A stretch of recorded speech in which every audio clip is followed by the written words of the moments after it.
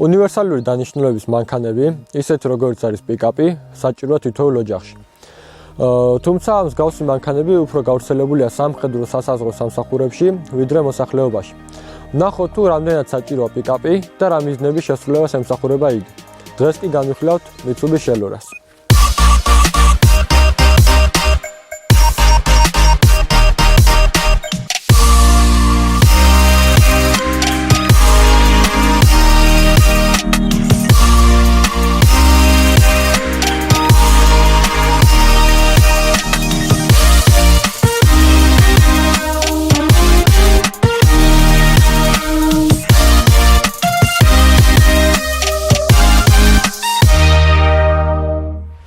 ასეთი ავტომობილის შეძენისას ვიზუალური ერთ-ერთი დეტალია, რომელსაც ყურადღება ნაკლებად ექცევა.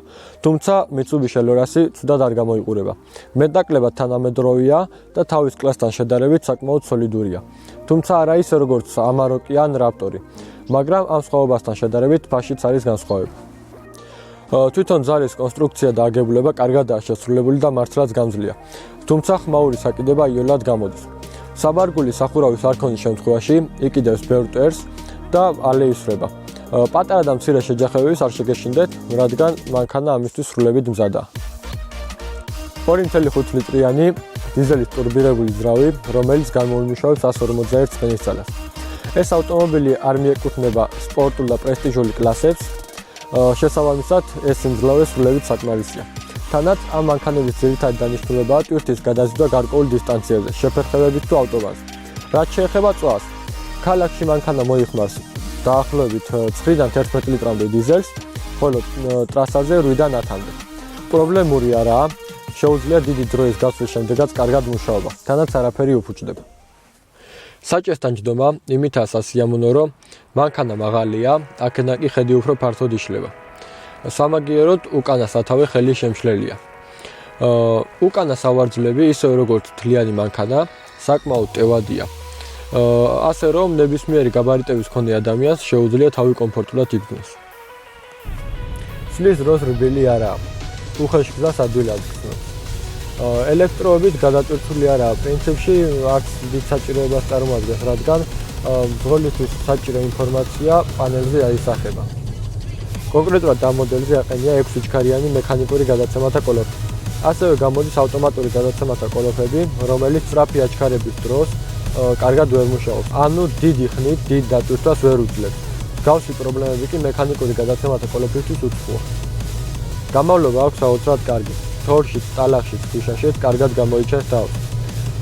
მართალია დიდია, მაგრამ მანევრის შესრულება ადვილადაა შესაძლებელი. არც ქალაქში გადაადგილება წარმოადგენს პრობლემას. თუმცა ისეთი პიკაპები, როგორიცაა Raptor-ი ან Tundra, ქალაქში გადაადგილებისას შეგიქმნის პრობლემებს. მინდორი და უგზოობა კი ამ მანქანის ტიპია. შეგიძლიათ გაიგიბროთ უფრო მაღალი გამავლობის მანქანებსაც. რაც შეეხება გამავლობას, ერთადერთი რაზეც მინუს ვიტყოდი, სიგრძის გამო რჩევია დაკიდება. კარგი გამავლობისთვის კი უკანა მხარის დამძიმებაა საჭირო. მსგავსი პრობლემები ახასიათებს კონკურენტ ავტომობილებსაც, უკანა მხარის ინსულუტე. მაღალი კონკურენციის გამო ამ ავტომობილის გამავლობას არ გამოუყოფს, რადგან ყოველთვის მათი შეგიბრი გარდამავალი უპირატესობით მიმდინარეობს. საბოლოო ჯამში მანქანას დადებითად შევაფასებდი, ვიზუალურად საკმაოდ კარგად გამოიყურება, კონკურენტი ავტომობილებისგან გამოვარჩევდი გამძლეობით და კარგი მუშაობით, ხოლო ზოგიერთი კონკურენტი ავტომობილისგან კი კომპლექტაციით. რაც შეეხება მინუსებს, სერიოზული მინუსი ერთადერთი რაც შემიძლია ვთქვა, ეს არის უხეში სვლა. 5-ბალიანი სისტემიდან მე პირადად ამ ავტომობილს დავუწევდი 3.5-ს. გამოიწერეთ ჩვენი არხი MyVideos-სა და YouTube-ზე და ასევე ნახეთ წინა ტესტ-დრაივები. ლინკები აღწერაში.